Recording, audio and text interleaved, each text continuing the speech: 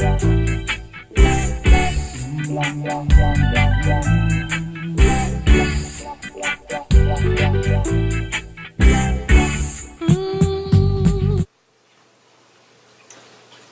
my name's Jerry Coulter.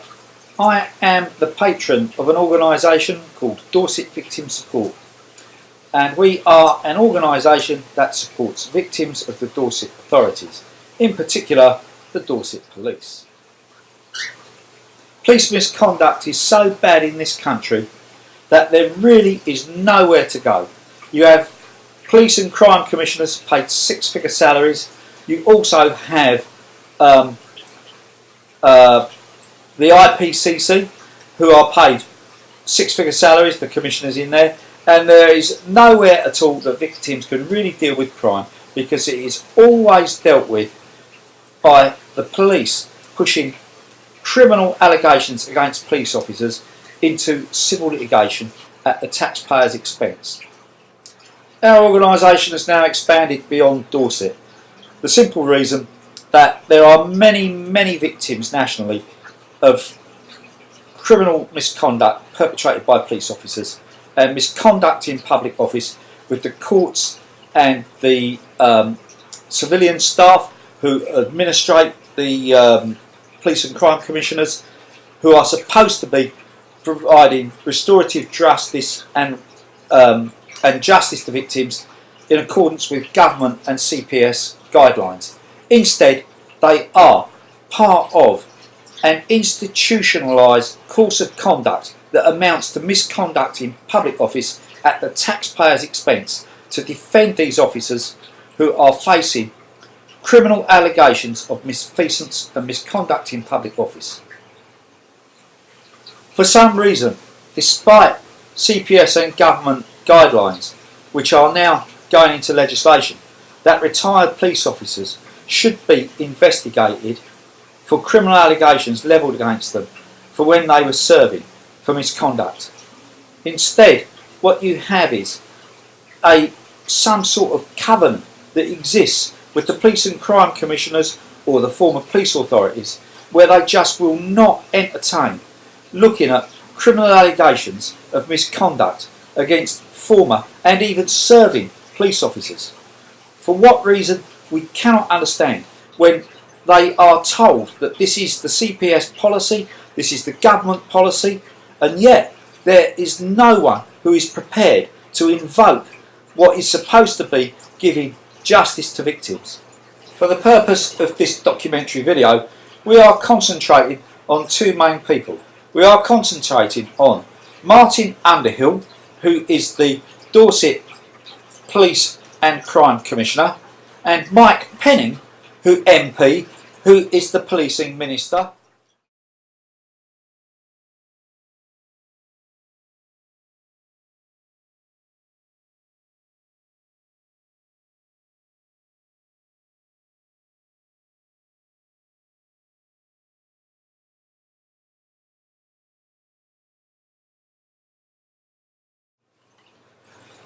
To give Penning his correct title, he is the Secretary of State and Minister for Policing, Justice and Victims.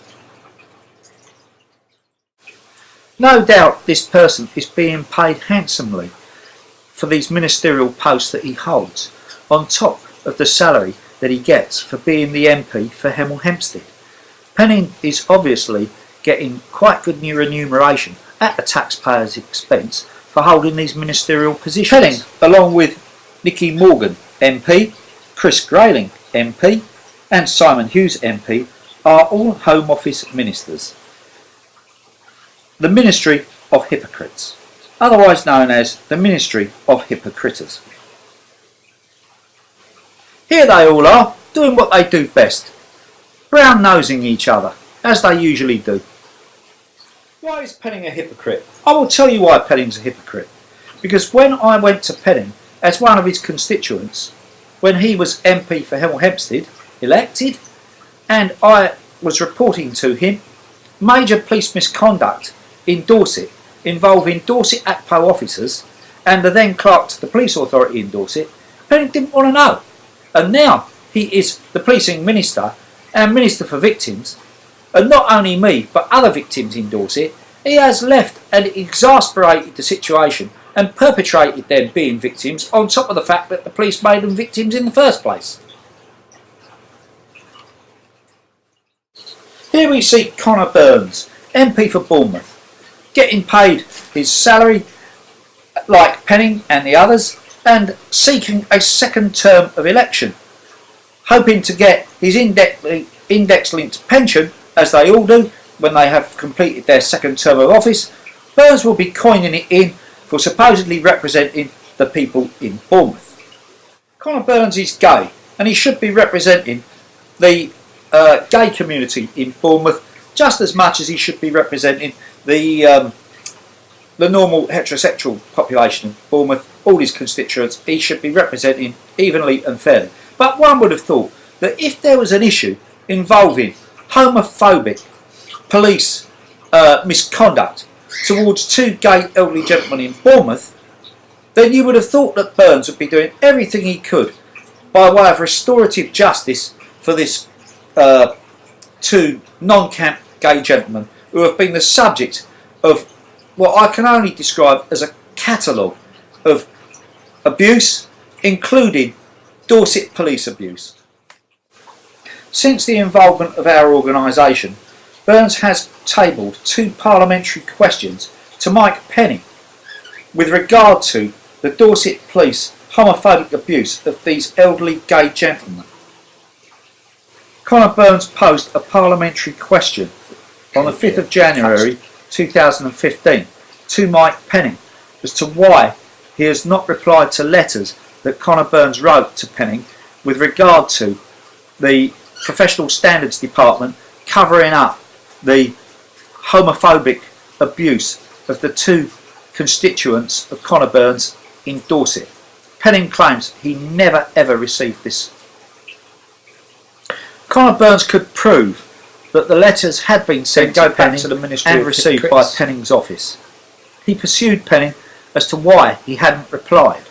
On the 12th of February 2015, the Home Office replied to Connor Burns saying that Penning would respond and that letters had been sent. At the time of making this documentary video, no reply has been received by Connor Burns from Mike Penning or his office. In fact, Connor Burns has been told that Mike Penning will be out of the office until the 23rd of February 2015. At the date of making this video, it is now the 20th of February 2015. No doubt Penning has more pressing matters to try and get himself re-elected in Hemel Hempstead, and so that he can continue to receive remuneration with all his ministerial posts for failing to deal with matters brought to his attention. Penning is going to be asking the people of Hemel Hempstead to vote for him to have another term of office. I urge you strongly, do not vote for Mike Penning. Mike Penning is not interested in his constituents at all. Possibly some Conservative Party member friends, but if you happen to be the victim of police misconduct, don't bother going to the Policing and Victims Minister. He's going to be out of the office. Many people in Dorset are extremely concerned about the involvement of Freemasonry, especially in relation to public office. In other words, in the council, the police and other authorities in Dorset. The Dorset Police and Crime Commissioner, Martin Underhill, is a member of Rowan Lodge, number 3180, Bournemouth Masonic Lodges. Most people in Dorset expect people that hold public office, that are the checks and balances in Dorset, to be free from Freemasonry, to be independent of Freemasonry, especially when Masons are under an oath to protect a brother Mason at all costs.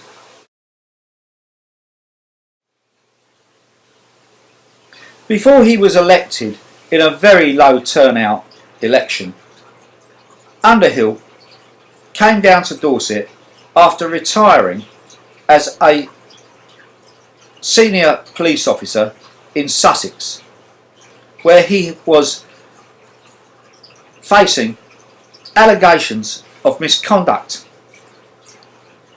immediately before his retirement from the Sussex Constabulary.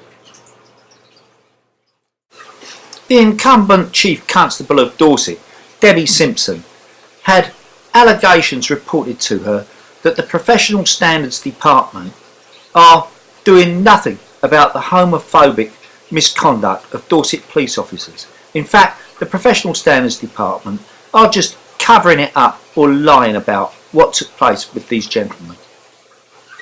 Chief Constable Debbie Simpson will not even address these issues. She supposedly delegates it. She delegates it back to the officers in the Professional Standards Department who have got the allegations of misconduct levelled against them. It's like asking Ronald Craig to investigate Reggie. But this is what happens in Dorset Police, especially with the ACPO officers and especially with Chief Constables. They have a long history of urinating in the same pot. In fact, Martin Underhill has had the allegations against the Chief Constable for failing to deal with this reported to him, but as with others, Underhill, along with everybody else in Dorset, is all urinating in the same pot. Conor Burns, the MP for Bournemouth, has been made fully aware that the allegations against Chief Constable Debbie Simpson and the Professional Standards Department of Dorset Police for misconduct in public office on behalf of his constituents have been reported to Martin Underhill, the Dorset Police and Crime Commissioner. Of course, Underhill and his office will do nothing about it.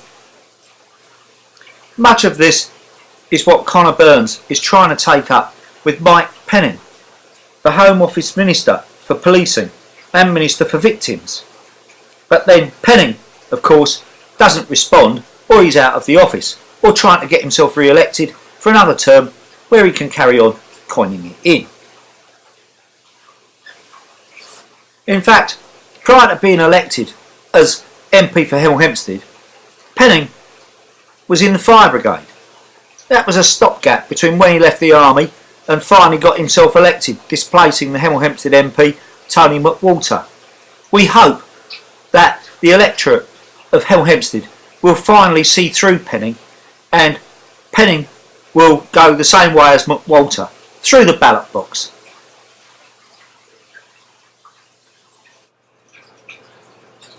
Our organisation has constantly lobbied MPs and senior civil servants and others in public office in Dorset and outside Dorset and in Westminster and in the Home Office about the serious misconduct in Dorset. You can extrapolate that against most police forces in this country. Some are better than others, but the majority of them basically are dishonest. When things go wrong, they do nothing but lie, cover up, push it into civil litigation where they can lie and perjure themselves, knowing full well that judges will not want to go against them, and it's easier for them to rule against the victims than to give them justice. The whole judicial system in this country is in a mess, and you, the taxpayers, are paying for it. Brilliant. Given that Martin Underhill is a Freemason, and the fact that when he was a serving police officer was facing allegations of misconduct immediately before he retired, we do not know the extent to how much Underhill sympathises with officers who are facing misconduct allegations themselves, or allegations relating to Freemasonry, given that Underhill is under an oath to protect a brother Mason at all costs.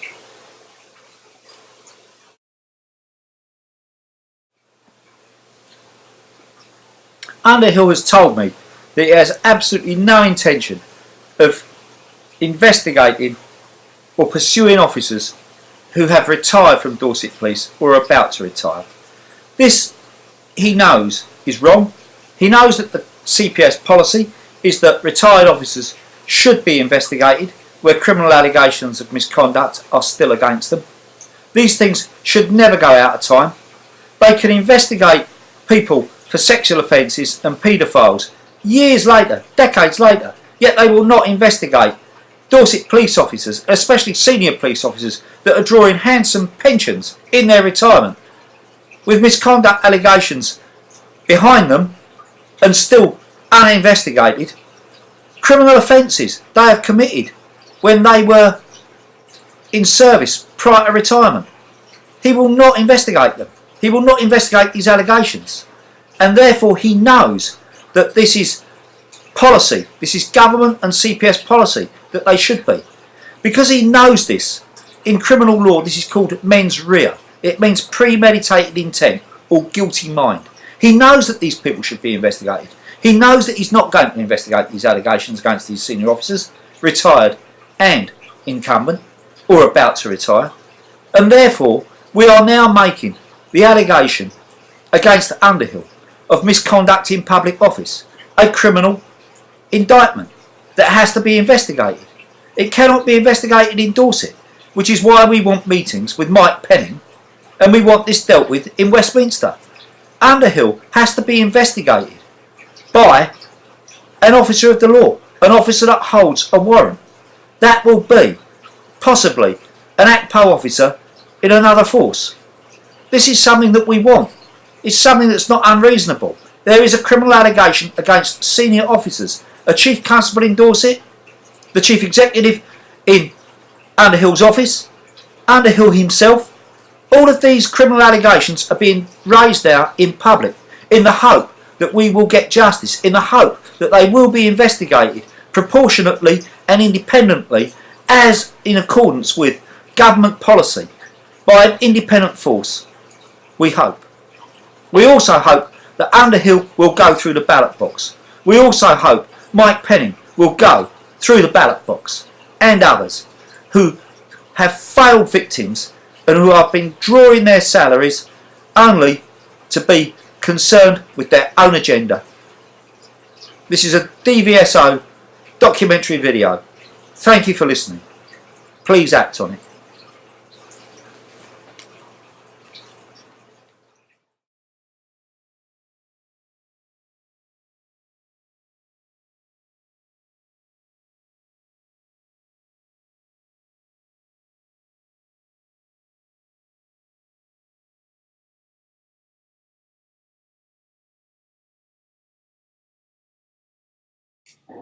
One of the difficulties here is that the law prohibits grossly offensive messages, and we've got to work within the law as it is. It occurs to me that amongst the many million communications that go on daily, quite a number would fall within that category. So we've got to see how the Crown Prosecution Service can act as some sort of filter or gatekeeper. The emerging thinking in the round tables is that it might be sensible to divide and separate cases where there's a campaign of harassment and social media is being used as the means of harassment, and cases where there's a credible and genuine threat, put them on one side and prosecute in those sorts of cases. But to put in another category, communications which are, as it were, merely offensive or grossly offensive. Doesn't mean the second category are ring-fenced from prosecution, but it does, I think, enable us to look at that group in a slightly different way. How high then on that second subset? How high must the bar be? Because we've heard of people obviously going to jail for saying unpleasant things about missing children. Other people have been fined and given community service for saying unpleasant things about dead British soldiers. In your view in future, is that the sort of thing that it should be criminally investigated? I think the threshold for prosecution has to be high. Higher than I've just described? Well, we live in a democracy, and if free speech is to be protected, there has to be a high threshold. People have the right to be offensive, they have the right to be insulting, and that has to be protected. But that's quite clear. Context is everything, and I think the difficult cases so far have involved comments that have been made in a situation which is highly charged or emotional, and judgment calls have to be made about the particular context. But this is not easy. If this was easy, we wouldn't be having this debate. These are particularly difficult judgment calls. What I want to achieve is consistency and a fair balance in these cases. But in future, for example, Matthew Woods, who was jailed for making comments when he did about the missing girl, April Jones, does that cross the bar? Well, in that case, as you know, he pleaded guilty. The court sentenced him in the way they did. There are clearly strong views on either side here. Some say that's an infringement of free speech. But on the other hand, the courts have taken it seriously. I think if one looks at what was actually said and asks the question, was it grossly offensive? I think the answer is yes, it was. There was some particularly offensive comments made. What I want to achieve in the guidelines is a sense of which of even the grossly offensive cases require a criminal prosecution. It sounds like you'd like to see far fewer prosecutions. I think if there are a lot of prosecutions, it'll have a chilling effect on free speech, and I think that's a very important consideration. And who's going to police it? Are Facebook and Twitter going to have to take on thousands of extra staff, or will it be, as it seems to be at the moment, left to users to police? Well, one of the participants in the round table was the policy director of Facebook, and I'm trying to set up meetings with the service providers, really to say to them, you've got a responsibility here. In many of these cases, the appropriate response may be for you to take this material down swiftly, and that may reduce the requirements for a criminal prosecution. Are Facebook and Twitter and social media going to be treated differently? Is it going to be easier to be offensive on them still than it is on radio, on television, or in newspapers? No, I think the thing about radio and television is there's a degree of regulation in any event. The thing about social media, Twitter, Facebook, is that the individual can move very swiftly from communicating to a few people to broadcasting to millions. But my point is they're all integrated now, aren't they? Oh yes, but I mean the offence covers all those types of communication, and that's where the problem lies. Well, yes, but if I was to lie about you on television, if I was to sit here and say, I don't know, that you made up all your qualifications and you do unspeakable things to farm animals, the BBC, Ofcom, who knows, they'd come down on me like a ton of bricks. But if I tweeted that about you, judging by what you're telling me, you would just have to accept the offence. Well, where there's a regulator, obviously I'd be able to complain to the regulator, and there may be a case for some sense of regulating in this area that is unregulated. But at the moment, we have an overarching criminal offence that applies to all those communications. And I think that's part of the problem, because if a criminal response is the only available response, then there might be the temptation to resort too quickly to that response, whereas in other fields or other areas, the appropriate route might be by way of complaint or some other remedy. Thank you very much.